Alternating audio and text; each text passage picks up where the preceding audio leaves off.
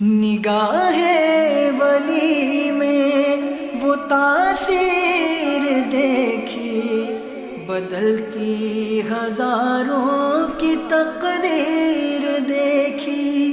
نگاہ ولی میں وہ تاثیر دیکھی، بدلتی ہزاروں کی تقدیر دیکھی۔ الحمدللہ رب العالمین والصلاة والسلام علی سید المرسلین اما بعد فاعوذ باللہ من الشیطان الرجیم بسم اللہ الرحمن الرحیم الصلاة والسلام علیک یا رسول اللہ وعلی آلک واصحابک یا حبیب اللہ، الصلاة والسلام علیک یا نبی اللہ وعلی آلک واصحابک یا نور اللہ۔ ایف جی این چینل کے ناظرین، سلسلہ لیے ایک مرتبہ پھر حاضر ہو چکے ہیں، بزرگوں کی عبادتیں۔ اگر آپ نے ہمارے پچھلے ایپیسوڈز دیکھے ہوں تو آپ کو بخوبی اندازہ ہوگا کہ الحمدللہ اس پروگرام میں ہم ان بزرگوں کی عبادتوں کا ذکر کرتے ہیں جو محدثین ہیں، فقہا ہے، جنہوں نے نبی کریم صلی اللہ علیہ وسلم کی باتوں کو سنا اور بڑی ہی دیانت داری کے ساتھ لکھا اور امت تک پہنچایا، اور وہ لوگ کہ جنہوں نے قرآن و حدیث سے مسائل کو نکالا، اخذ کیا اور امت کی رہنمائی کی۔ تو وہ محدثین اور فقہا کی عبادتوں کا ہم سر فہرست یہاں پر ذکر کرتے ہیں، اور اس پروگرام کے ذریعے ناظرین ہم ان اسلامی بھائیوں کو بھی میسج دیتے ہیں کہ جو کہتے ہیں کہ یار ہم بڑے انسان ہیں، کمپنی کے آنر ہیں، ہم گھر کے سربراہ ہیں، وقت نہیں ملتا، بڑے کام ہے، بڑی مصروفیت ہے، تو ہم اس پروگرام سے میسج بھی دیتے ہیں کہ یہ بھی اپنے وقت کے امام گزرے ہیں، ان کا حلقہ درس، ان کی جو کلاس ہے بڑا وسیع ہوتا تھا، کثرت سے لوگ ان کے پاس آتے، علم سیکھتے، باوجود اتنی مصروفیات کے بھی یہ لوگ کس قدر اللہ تبارک و تعالیٰ کی عبادت میں محو رہتے تھے، اللہ پاک کی عبادت میں مشغول رہتے تھے۔ تو آئیے آج بھی چند بزرگوں کا ذکر خیر کرنا ہے، اس نیت کے ساتھ پروگرام میں شامل رہی کہ انشاءاللہ میں ان کی عبادت کا ذکر سنوں گا اور انشاءاللہ اپنے آپ کو بھی عبادت میں لگانے کی کوشش کروں گا۔ اچھا، یہ پروگرام کیا اسلامی بھائی، کیا اسلامی بہنیں، دونوں کے لیے یکساں مفید ہے۔ ہم سبھی کو اپنی عبادتوں پر اس طرح کا کانٹینٹ، اس طرح کے پروگرام سن کر غور کرنا چاہیے۔ آج کا سب سے پہلا جو واقعہ یا سب سے پہلے جس بزرگ کا میں نے ذکر خیر کرنا ہے، بڑے ہی پیارے اور اعلیٰ محدث ہیں۔ اچھا، یہ اپنے وقت کے اتنے بڑے امام ہیں کہ سلیمان بن عبد الملک یہ خود ان کے ساتھ رہ کر، ان کی خدمت میں حاضر ہو کر یہ علم حاصل کیا کرتے تھے۔ ان کا نام ہے حضرت عطا بن ابی رباحہ رحمۃ اللہ تعالی علیہ۔ اللہ پاک نے بڑی شان و شوکت سے آپ کو نوازا تھا، اور خلیفہ سلیمان بن عبد الملک ان کی خلافت کے وقت میں یہ لوگوں کا مرجعات ہے، لوگ انہی کی طرف رجوع کرتے مسائل میں، حدیث سیکھنے کے لیے، فقہ سیکھنے کے لیے۔ اچھا، ابھی میں نے ذکر کیا کہ خلیفہ سلیمان بن عبد الملک بھی انہی کی خدمت میں حاضر ہو کر یہ علم فقہ اور علم حدیث سیکھتے ہیں۔ وقت کا خلیفہ ہے، گویا وقت کا بادشاہ ہے، لیکن وہ آپ کی بارگاہ میں آ رہا ہے اور علم حاصل کر رہا ہے۔ اس سے بھی واضح ہے کہ علماء تو اور بھی ہوں گے، محدثین تو اور بھی ہوں گے، لیکن بادشاہ وقت کا ان کی خدمت میں حاضر ہو کر علم حدیث اور علم فقہ سیکھنا اس بات کو درشاتا ہے، اس بات کو واضح کرتا ہے کہ آپ کا علم کا معیار کتنا اعلیٰ تھا، کتنا بلند تھا۔ بہرحال آپ کا انداز بھی بڑا نرالا تھا کہ آپ کی درس گاہ میں جو دیگر طلبہ کرام آپ کی خدمت میں حاضر ہو کر علم حدیث سیکھا کرتے تھے، انہی کے ساتھ میں آپ خلیفہ سلیمان بن عبد الملک کو بٹھاتے تھے۔ یعنی کوئی الگ سے انتظام نہیں ہوتا تھا کہ بادشاہ وقت ہیں تو ان کے لیے کوئی تخت لگایا جائے، یا جناب ایسا ہو کہ انہی کے دربار میں جا کر ان کو علم سکھایا جائے، یہ والا معاملہ نہیں ہوتا۔ وقت کے خلیفہ کو بھی اپنے پاس بلاتے اور انہی طلبہ اکرام کے ساتھ میں بٹھاتے تھے کہ جو ایک عام شہری تھا، ایک عام انسان تھا، چاہے وہ غریب ہو چاہے وہ امیر ہو، انہی کے صف میں بٹھاتے اور علم دین حاصل کرتے۔ اچھا، اس سے معلوم یہ پڑتا ہے ناظرین کرام کہ یہ بزرگ نہ علم کو اہمیت دیتے تھے، اور یہ بتاتے تھے کہ علم سیکھنے سکھانے کا جو معاملہ ہے یہ بڑا اہم ہے، اور جو شرف ہے، جو عزت دینے والی شے ہے، چیز ہے، وہ ہے علم۔ بعض لوگ اپنے علم کو کیش کروا لیتے ہیں، بڑی معذرت کے ساتھ اللہ پاک نے اگر علم دیا ہے تو اس کو یوں کیش نہ کروائیں کہ امیر کے لیے کچھ ہے اور غریب کے لیے کچھ ہے. اور جناب غریب کا اگر کال آیا, غریب نے کوئی مسئلہ پوچھ لیا تو اس کو ویسے ہی جواب دے دیا, اس کو ویسے ہی جھاڑ دیا. اور کسی امیر کا کال آیا, امیر کا میسج آیا تو اہتمام کے ساتھ, لفظوں کے چناؤ کے ساتھ, ایک بہترین انداز میں آپ نے وائس کیوں کیا, زحمت کیوں اٹھائی, آپ آ جاتے, آپ خود تشریف لے آتے تو ہم آپ کی رہنمائی کر دیتے. تو اتنا مروت والا انداز, اس قدر جو ہے وہ معاملہ, اور غریب کے ساتھ میں ناانصافی والا معاملہ کہ اس کو جھڑک دیا کہ یہ کوئی بات ہوئی, یہ کوئی پوچھنے والی بات ہے, یہ کوئی مسئلہ ہے, جب چاہو جب کال کر دیتے ہو, جب چاہو جب میسج کر دیتے ہو. تو یہ والا جو انداز ہے یہ غور طلب ہے کہ اللہ پاک نے جن کو علم کی دولت سے نوازا ہے, اب ان کو چاہیے کہ ایک دم یکسانیت کے ساتھ امیر و غریب کا امتیاز کیے بنا ان کی شرعی رہنمائی کریں. اللہ پاک جس کو علم عطا کرتا ہے یقیناً ان کو اس کا خیال رکھنا چاہیے. اور یقیناً یہ بھی کہا گیا ہے کہ علم نافع یہی ہے کہ بندہ سکھانے میں یہ کسی کا امتیاز نہ کریں, سکھانے میں کنجوسی بھی نہ کریں. اچھا, آپ رحمۃ اللہ تعالی علیہ, حضرت عطا بن ابی رباحہ رحمۃ اللہ تعالی علیہ, جن کا بھی ذکر خیر چل رہا تھا کہ سلیمان بن عبد الملک وقت کا خلیفہ ان کی خدمت میں حاضر ہو کر علم فقہ و حدیث حاصل کر رہا ہے. آپ کا انداز کیا تھا؟ آپ نماز تہجد کے بے حد پابند تھے اور روزانہ نماز تہجد میں 200 آیتیں نہایت ہی تجوید و ترتیل کے ساتھ پڑھا کرتے تھے. 200 آیتیں نماز تہجد میں پڑھا کرتے تھے. اور آپ نے زندگی میں 70 حج کیے اور 100 برس کی عمر پا کر مکہ معظمہ میں آپ کا وصال ہوا. آپ کی جو وصال کی تاریخ لکھی گئی ہے وہ ہے 115 ہجری میں آپ کا وصال مکہ معظمہ میں ہوا. لیکن چونکہ ہمارا موضوع ہے بزرگوں کی عبادت ہے تو ہائی لائٹ کیا ہے؟ نماز تہجد. اور نماز تہجد میں پھر خصوصیت یہ ہے کہ نماز تہجد میں 200 آیتیں آپ تلاوت یہ فرمایا کرتے تھے. ناظرین, ہم نے اپنے پچھلے ایپیسوڈ میں بھی نماز تہجد کا ذکر کیا ہے. بڑی پیاری نماز ہے, بڑی سکون دینے والی نماز ہے. پھر میں ذکر کروں کہ ساری مخلوق سو رہی ہوں اور بندہ وضو کریں.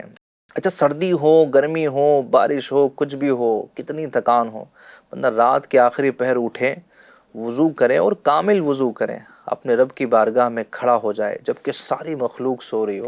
اتنے کمال کی بات ہوتی ہے نا. یہاں پر مجھے وہ واقعہ یاد آ گیا کہ وقت کا بادشاہ گھوڑے پر سوار ہو کر اپنے دربار سے باہر نکلتا ہے اور شہر کی گلیوں میں گردش کرنے لگتا ہے, گھومنے لگتا ہے, سیر کرنے لگتا ہے.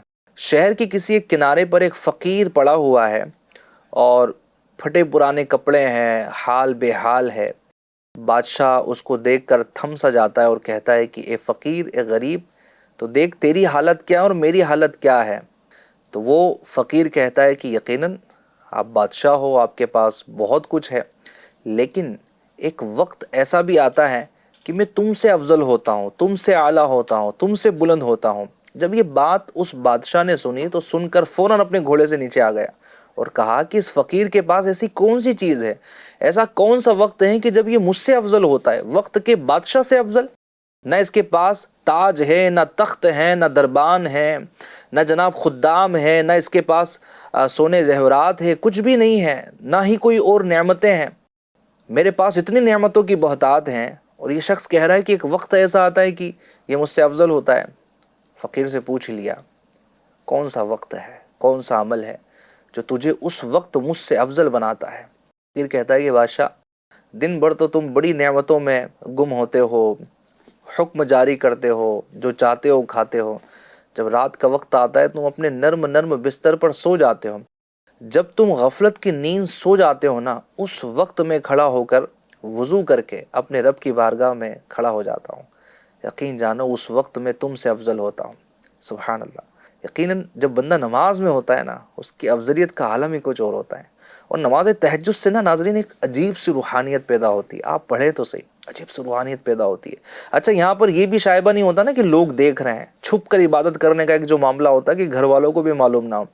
مجھے یاد ہے میں ایک جگہ پر سو رہا تھا, ہمارے ایک اسلامی بھائی یہ اٹھے اور بہت اہتمام کے ساتھ, یعنی بالکل آہستہ آہستہ قدم لے کر وہ دروازے کی طرف بڑھے. حالانکہ میں جاگ رہا تھا, لیکن میں نے ان کا جو انداز جو دیکھا نا وہ بڑا نوٹ کرنے والا تھا کہ آہستہ سے اٹھے, آہستہ سے انہوں نے دروازہ کھولا, وضو کرنے کے لیے گئے, پھر واپس وہ تشریف لائے, انہوں نے نماز ادا کی اور واپس اپنی جگہ پر آ کر جو ہے نا وہ سو گئے. فجر کی نماز کے لیے وہ جب بیدار ہوئے تو ایسا محسوس ہی نہیں ہوا کہ انہوں نے نماز تہجد ادا کی، اور نہ ہی انہوں نے اس کا ذکر کیا کہ میں نماز تہجد میں اٹھاؤں. لیکن میں نے دیکھ لیا تھا اور میں نے انداز کو بھی نوٹ کیا کہ انہوں نے محسوس تک نہیں ہونے دی کہ کوئی اٹھائے. ہو سکتا ہے اس میں ان کی نیت یہ بھی ہو کہ کسی کی نیند خراب نہ ہو، لیکن ہو سکتا ہے کہ ان کی نیت یہ بھی ہو کہ کسی کو معلوم نہ پڑے کہ میں نے اٹھ کر نماز تہجد ادا کی ہے. یہ انداز ہوتا ہے. اور یقیناً جو چھپ کر عبادت کرتا ہے نا، اللہ تبارک و تعالیٰ اس کی جزا ہی کچھ اور دیتا ہے. اچھا، کچھ چیزیں ایسی ہوتی ہیں کہ جو ظاہر کر کے ہی پڑھنا ہوتی ہے. اب نماز فرائض ہیں تو اس کے لیے جماعت کی پابندی کرنی ہے، یعنی محلے کی مسجد میں ہمیں ادا کرنی ہے. اگر نہیں گئے، کوئی بندہ سوچے فرض نمازیں ساری گھر میں ادا کر لوں، تو لوگ بدگمانی کریں گے کہ یار جناب یہ بندہ نماز ہی نہیں پڑھتا، بے نمازی ہونے کا لوگ گمان کریں گے. تو اب یہ فرائض تو مسجد میں ادا کرنا ہے. اسی طرح زکوٰۃ کا معاملہ ہے تو زکوٰۃ بھی آپ دیں، ورنہ لوگ بدگمانی کریں گے کہ اتنا بڑا امیر ہے اور زکوٰۃ ہی نہیں دیتا. تو کچھ چیزیں ایسی ہیں کہ جو دکھا کر دینا ضروری ہے، لیکن اس میں نیت اللہ کی رضا ہی ہو، اور نیت یہ ہو کہ لوگوں کو بدگمانے سے بچاؤں گا.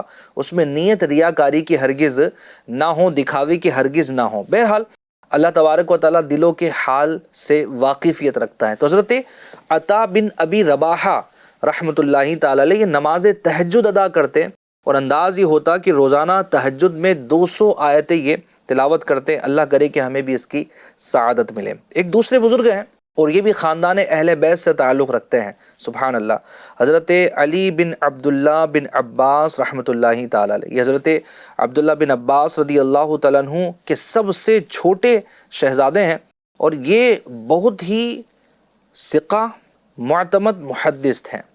اچھا، جو ثقہ ہوتا ہے نا اور یہ معتمد جو ہے نا، یہ ہو سکتا ہے ناظرین آپ کے لیے ٹف ہو جائے، لیکن ایک آسان آپ یہ سمجھ لیں کہ یہ ایسے محدث تھے کہ جن سے اگر کوئی بات لی جاتی، جن سے کوئی حدیث سنی جاتی تو وہ اوتھینٹک ہوتی، اس میں کسی بھی طرح کا شک و شبہ نہیں ہوتا. یعنی انہوں نے جو بات بیان کر دی کہ حضور نے ایسا فرمایا، میں نے فلاں سے سنا، تو ان سے اس بات کو قبول کرنے میں کوئی بھی شک و شبے کی گنجائش نہ ہوتی. اس لیول کے یہ انسان تھے، اس کیٹیگری کی یہ ہماری شخصیت تھی. تو سبحان اللہ، یہ محدث تھے، ان پر اعتماد کیا جاتا تھا حدیث لینے کے حوالے سے.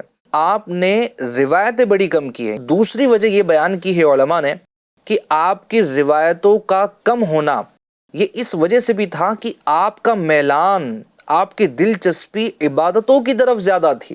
اللہ پاک کی عبادت کی طرف آپ زیادہ یہ مشغول رہا کرتے تھے. ایک وجہ علماء نے یہ بھی بیان کی ہے.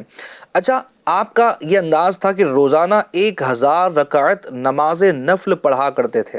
آپ نے سنا ناظرین، 1000 رکعت، اور ہاں یہ بھی آپ نے سنا نوافل ادا کرتے تھے. فرائض کی بات نہیں کر رہا، نوافل کی بات کر رہا ہوں کہ نوافل 1000 رکعت آپ یہ ادا کرتے تھے.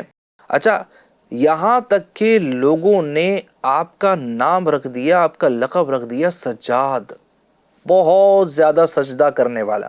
اس لقب سے آپ اپنے زمانے میں مشہور ہوئے. حضرت سیدنا علی بن عبداللہ بن عباس رضی اللہ تعالی عنہم اجمعین. کیا بات ہے، ایک ذوق ہوتا ہے، ایک شوق ہوتا ہے. کسی کا میلان دیکھ، کسی کا میلان ہے نا ویڈیو گیم میں، اب اس کی ترجیحات میں شامل ہوئی ہے. جب وہ موبائل نکالے گا اس کو فوراً اس ایپ پر جانا ہوگا جس میں ویڈیو گیم ہوں گے.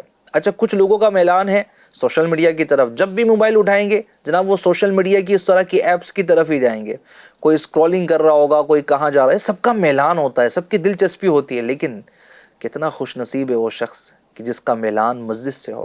کتنا سعادت مند ہے وہ شخص جس کا میلان عبادت کی طرف ہو، کہ جب وہ گھر میں جائیں تو نمازیں ادا کریں، قرآن کی تلاوت کریں، فضولیات سے اپنے آپ کو بچائیں، ادھر ادھر کی باتوں سے، ادھر ادھر کی مشغولیت سے اپنے آپ کو بچائیں، اور اللہ کی عبادت میں اپنے آپ کو مشغول رکھیں. آئیے مزید بھی ہم بزرگوں کا ذکر خیر کرتے ہیں، ساتھ ساتھ میں نیت کرتے چلے جائیں کہ انشاءاللہ ہم بھی اللہ تبارک و تعالیٰ کی عبادت کرنے کی کوشش کریں گے، اور زیادہ سے زیادہ ہم کوشش کریں گے کہ ہمارے نوافل میں بھی یہ اضافہ ہوتا رہے. حضرت عمیر بن ہانی انسی رحمۃ اللہ تعالی علیہ شام کے تابعی محدثین میں بہت ممتاز اور نامور ہوئے ہیں، بہت بڑا ان کا نام گزرا ہے. اچھا، ان کا انداز یہ تھا ناظرین کہ روزانہ بلا ناغہ 1000 رکعت نماز نفل ادا کرتے، اور 1,00,000 مرتبہ سبحان اللہ و بحمدہ سبحان اللہ العظیم یہ تسبیح پڑھا کرتے تھے. یقیناً یہ ان کی کرامت ہی ہے کہ اتنے کم وقت میں 1,00,000 مرتبہ تسبیح کرتے ہیں. ہم لوگوں کے لیے پاسبل یہ نہیں ہے، لیکن یہ ان کی کرامت تھی کہ یہ نوافل بھی ادا کرتے ہیں اور سبحان اللہ و بحمدہ سبحان اللہ العظیم یہ تسبیح بھی آپ یہ بیان کرتے تھے. بڑے پائے کے بزرگ تھے، اتنے عبادت گزار تھے، لیکن اس کے باوجود بھی آپ پر بڑا ظلم و ستم کیا گیا اور سقر بن حبیب مری نے ان کو شہید کر دیا اور ان کے سر مبارک کو نیزے پر چڑھا کر شہر میں گشت کرایا. مروان تاتاری کا بیان ہے کہ میں نے منظر دیکھا تو مجھے برداشت کی طاقت نہ ہوئی، تو میں نے چلا کر کہا افسوس اے بدنصیب، کاش تجھے خبر ہوتی کہ تو کس کے سر کو نیزے پر لے کر جا رہا ہے. نہایت ہی بے دردی کے ساتھ آپ کو شہید کیا گیا، لیکن آپ کے نام کو دنیا یاد رکھتی ہے، آپ کا ذکر کتابوں میں موجود ہے، آپ کی عبادتوں کا ذکر کتابوں میں موجود ہے. حضرت جو بڑی قربانیاں دیتا ہے نا اس کا نام لکھا جاتا ہے، جو قربانیاں دیتا ہے، جو عبادتیں کرتا ہے، جو ریاضتیں کرتا ہے، تلاوت قرآن کرتا ہے، اور اس طرح کا اس کا انداز ہو کہ 1,00,000 مرتبہ تسبیحات کا سلسلہ سبحان اللہ و بحمدہ سبحان اللہ العظیم پڑھنے کا ان کا معمول کتنا شاندار تھا. اچھا، یہ جو ذکر ہے سبحان اللہ و بحمدہ سبحان اللہ العظیم، بخاری شریف کی آخری حدیث پاک کے مطابق خلاصتاً میں عرض کر رہا ہوں کہ یہ وہ الفاظ ہیں. میرے آقا کریم صلی اللہ علیہ وسلم نے ارشاد فرمایا کہ یہ جو کلمے ہیں، یعنی جو 2 کلمے ہیں نا سبحان اللہ و بحمدہ سبحان اللہ العظیم، حضور علیہ الصلوۃ والسلام ارشاد فرماتے ہیں کہ یہ جو 2 کلمے ہیں یہ اللہ کو محبوب ہیں، ہے نا، زبان پر ہلکے ہیں اور میزان پر بھاری ہیں. اور پھر یہ ذکر فرمایا وہ 2 جملے، وہ 2 کلمے کون سے ہیں؟ سبحان اللہ و بحمدہ سبحان اللہ العظیم. تو ہمارا انداز بھی تو یہ ہو سکتا ہے نا، ہم کسی بھی اللہ کی نعمت کو دیکھیں، ہم پکار اٹھیں سبحان اللہ و بحمدہ سبحان اللہ العظیم، چلتے پھرتے اٹھتے بیٹھتے اگر ہماری تسبیحات میں اللہ تبارک و تعالی کے مبارک نام شامل ہو جائیں، یقین جانیں زبان بھی یہ ذکر سے تر رہیں گی تو دل کو بھی فرحت پہنچاتی رہیں گی، اور انشاءاللہ ہم فضولیات سے بھی بچنے میں کامیاب ہوتے رہیں گے. تو آپ رحمۃ اللہ تعالی علیہ کا بھی ہم نے انداز دیکھا. حضرت عمیر بن ہانی عنسی رحمۃ اللہ تعالی علیہ 1000 رکعت نفل ادا کرنے کا سلسلہ اور ساتھ ہی میں سبحان اللہ و بحمدہ پڑھنے کا بھی شاندار اہتمام. اللہ پاک ہمیں بھی خوب اس کا ذکر کرنے کی توفیق عطا فرمائے. اسی طرح حضرت عبد الرحمن بن اسعد نخعی رحمۃ اللہ تعالی علیہ، ان کا بھی تاریخ میں ناظرین بہت بڑا نام ہے اور آپ کی عبادت کا ذکر بھی بڑا شاندار ہے. آپ سنیے، انشاءاللہ سنیں گے تو آپ مچل اٹھیں گے کہ کس قدر اعلیٰ ترین اور بہترین آپ کی عبادت کا انداز ہوا کرتا تھا. چنانچہ حضرت عبد الرحمن بن قاسم عتقی رحمۃ اللہ تعالی علیہ مصر میں مالکی مذہب کے مشہور فقیہ ہیں. انہوں نے سال کے مہینوں کو اس طرح تقسیم کر رکھا تھا کہ 4 مہینے اسکندریہ میں رہ کر ان لوگوں کے خلاف لڑتے تھے جو انسانیت کے دشمن تھے، اور 3 مہینے حج و زیارت اور مدینہ منورہ میں یہ صرف کیا کرتے تھے، یعنی حج کے لیے صرف کرتے اور مدینہ منورہ یہ حاضری دیا کرتے تھے، اور 5 مہینے تصنیفات میں اپنی درسگاہ میں علم حدیث کی تعلیم یہ دیا کرتے. یہ ہمیشہ روزانہ 2 ختم قرآن یہ کیا کرتے، مگر جب لوگوں نے ان کو تعلیم حدیث کی طرف توجہ دلائی کہ آپ کو علم حدیث بھی لوگوں کو سکھانا چاہیے، تو 1 ختم قرآن آپ نے موقوف کر دیا، بند کر دیا، اور تادم حیات جب تک آپ زندہ رہیں آخری عمر تک روزانہ بلا ناغہ 1 ختم قرآن آپ کیا کرتے. ختم قرآن بھی ہو رہا ہے، علم حدیث بھی آپ سکھا رہے ہیں، اور ساتھ ہی میں آپ کی تقسیم کاری کتنی پیاری ہے. اسلام کو بھی بچانا ہے، اسلام کے خلاف سازشیں کرنے والوں کے سامنے ایک پہاڑ کی طرح ڈٹ کر کھڑا بھی ہونا ہے، اور ساتھ ہی میں تصنیف و تالیفات بھی کرنی ہے، کتاب تحریر بھی کرنی ہے، اور ساتھ ہی ساتھ لوگوں کو علم دین سے آراستہ بھی کرنا ہے. یہ آپ کی تقسیم کاری تھی، یہ آپ کا اسکیڈول تھا پورے سال کا. ہم تو دن بھر کی بات کرتے ہیں نا، ہمارا تو دن ہی جناب بڑا عجیب ہوتا ہے. یعنی ہم تو آج کیا کرنا ہے یہ سوچتے بھی اٹھنے کے بعد ہیں، گھر سے نکلنے کے بعد ہے کہ آج کیا کرنا ہے، یعنی ہماری ایک دن کی پلاننگ نہیں ہوتی۔ لیکن آپ دیکھیں کہ ٹائم مینجمنٹ بھی اگر ہمیں سیکھنا ہے نا تو ہمارے بزرگ ہم کو سکھا رہے ہوتے ہیں کہ کتنا بہترین ٹائم مینجمنٹ زندگی کا ہونا چاہیے، کہ پورے سال کو انہوں نے تقسیم کیا ہوا ہے، اتنے ماہ یہ کام کرنا ہے، اتنے ماہ یہ کام کرنا ہے، اس وقت یہ تلاوت کرنا ہے، اس وقت یہ کرنا ہے۔ یہ ان کا پیارا انداز جو ہے وہ ہوا کرتا تھا۔ تو جو لوگ کہتے ہیں نا کہ جناب ہم ان سے کیا سیکھیں، صرف اللہ سے محبت سیکھیں، صرف اطاعت الہی سیکھیں، صرف قرآن سے محبت سیکھیں، نہیں جناب، یہ بزرگان دین کی سیرت ہمیں ٹائم مینجمنٹ بھی سکھاتی ہے، ہمیں یہ بھی بتاتی ہے کہ ہمیں اپنی زندگی کو کیسے گزارنا چاہیے۔ بلکہ آج کل جو لیکچرز ہو رہے ہیں نا ان چیزوں پر کہ جناب یہ کر لیں وہ کر لیں، جناب اپنی شخصیت میں کس طرح نکھار پیدا کریں، یہ ساری کی ساری چیزیں بزرگان دین کی سیرت میں موجود ہیں۔ ان کی حیات طیبہ ہمیں بتا رہی ہوتی کہ یہ سب چیزوں کا معیار کتنا اعلیٰ ہوتا ہے اور ان کی زندگی میں کتنا بہترین تھا۔ تو آئیے آپ بھی نیت کر لیجئے کہ انشاءاللہ ہم قرآن کریم کی تلاوت بھی کریں گے اور ساتھ ہی ساتھ میں نماز کی بھی پابندی کریں گے۔ آخری بزرگ جن کا میں نے اس ایپیسوڈ میں ذکر کرنا ہے، ان کا نام ہے حضرت عبد الرحمن بن اسعد نخعی رحمۃ اللہ تعالی علیہ۔ ناظرین یہ بھی بہت ہی بلند مرتبہ تابعی ہیں اور محدث بھی ہیں۔ ان کا لقب ہے فقیہ، یعنی یہ بھی فقہا کی جماعت میں شامل ہیں۔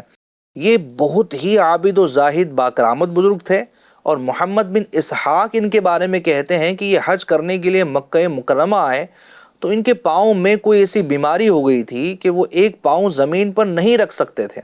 تو ہم لوگوں نے دیکھا کہ وہ بعد عشاء ایک پاؤں پر کھڑے ہو کر ساری رات نوافل ادا کرتے ہیں، یہاں تک کہ انہوں نے عشاء کے وضو سے فجر کی نماز ادا کی۔ انہوں نے 40 حج اور 40 عمرہ ادا کیا تھا، اور کبھی بھی ایک سفر میں حج و عمرہ ایک ساتھ نہیں کرتے، بلکہ حج کے لیے الگ سفر کرتے اور عمرہ کی نیت سے دوبارہ سفر اختیار کرتے۔ اسی طرح ان کے والد حضرت اسود رحمۃ اللہ تعالی علیہ نے 40 حج اور 40 عمرہ ادا کیے۔ ناظرین یہ حضرت عبد الرحمن بن اسعد نخعی رحمۃ اللہ تعالی علیہ کا انداز گرامی، ایک پاؤں پر ایسی بیماری ہو گئی کہ زمین پر رکھ نہیں پا رہے، تو انداز یہ ہے کہ ایک ہی پاؤں پر کھڑے رہ کر پوری رات نماز ادا ہو رہی ہے۔ سبحان اللہ سبحان اللہ، کیا بات ہے، یہ کتنا پیارا انداز ہے۔ میں نے ابھی ذکر کیا تھا کہ ذرا سا سر درد ہو جائے، ذرا سی پریشانی آ جائے، لوگ کہتے ہیں یار کمر درد بہت ہو گیا ہے، اب کھڑا نہیں جاتا، بیٹھا نہیں رہا جاتا، نمازیں چھوڑ دیتے ہیں، چھوٹے چھوٹے عذر پر نماز چھوڑ دیتے ہیں۔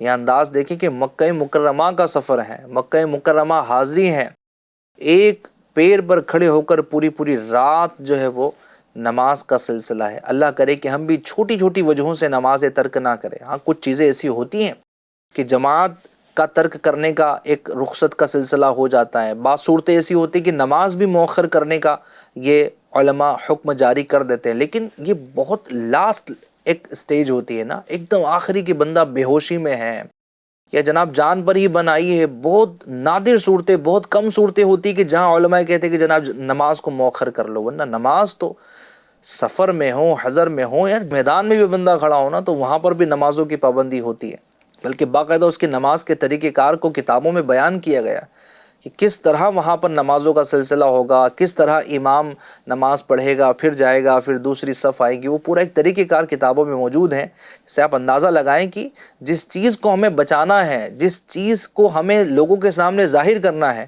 وہ چیز کو چھوڑ کر، یعنی اللہ کی عبادت کو چھوڑ کر، اس کی اہمیت کو اجاگر کیے بغیر ہم کہاں سے ترقی کر پائیں گے؟ ہم کون سے اسلام کا نام روشن کر دیں گے؟ اسلام تو جناب آیا تھا یہ بتانے کے لیے کہ ہمیں اپنے رب کا بن کر رہنا ہے، اپنے رب کی عبادت کرنی ہے۔ اگر یہ نہیں تو پھر کچھ بھی نہیں، آپ چاہیں کتنی ہی ترقی کا نام دے دیں کسی بھی چیز کو، لیکن بندہ اپنے رب کا نہیں تو پھر کسی کا نہیں۔ تو آئیے اپنا رابطہ اپنے رب سے مضبوط کیجئے۔ آخر میں یہی عرض کروں گا کہ اظہار محبت کا ایک بہترین ذریعہ اللہ پاک کی بارگاہ میں نماز میں کھڑے ہونا ہے، سکون کے ساتھ قیام کرنا ہے، رکوع کرنا ہے، سجدہ کرنا ہے، اور اپنے رب کی بارگاہ میں جھک جانا ہے۔ اللہ کرے کہ ہم عبادت گزار بندوں میں شامل ہو جائیں۔ اب نیت کر لیجئے جتنی پہلے نمازیں چھٹی ہیں قضا اس کی ضرور کرنی ہے، یعنی جو قضا ہوئی اس کو ادا کرنا ہے، اور ساتھ ہی ساتھ آئندہ یعنی آج سے ہی جتنی نمازیں ہیں اگر کچھ سستی ہے تو انشاءاللہ دور کریں گے اور نماز کی پابندی کریں گے۔ یہ فقہاء اور محدثین کی سیرت ہمیں بتاتی ہے کہ ہمیں نماز کی پابندی کرنی ہے، اور اللہ کرے کہ اس انداز میں ہم کریں کہ جو رب کی بارگاہ میں قبول ہو جائیں۔ انشاءاللہ اور بھی واقعات اور بھی اس طرح کی چیزیں جو ہمارے جذبات کو ابھارے، ہمارے جذبے میں اضافے کا سبب بنے، انشاءاللہ وہ لیے حاضر ہوں گے۔ وہ واقعات محدثین اور فقہاء کے لے کر مزید بھی ایپیسوڈز ہم لے کر آئیں گے۔ جب تک انتظار کیجئے، FGN چینل دیکھتے رہیے۔ صلو علی الحبیب صلی اللہ علی محمد صلی اللہ علیہ وسلم۔ نگاہ ولی میں وہ تاثیر دیکھی، بدلتی ہزاروں کی تقدیر دیکھی۔ نگاہ ولی میں وہ تاثیر دیکھی، بدلتی ہزاروں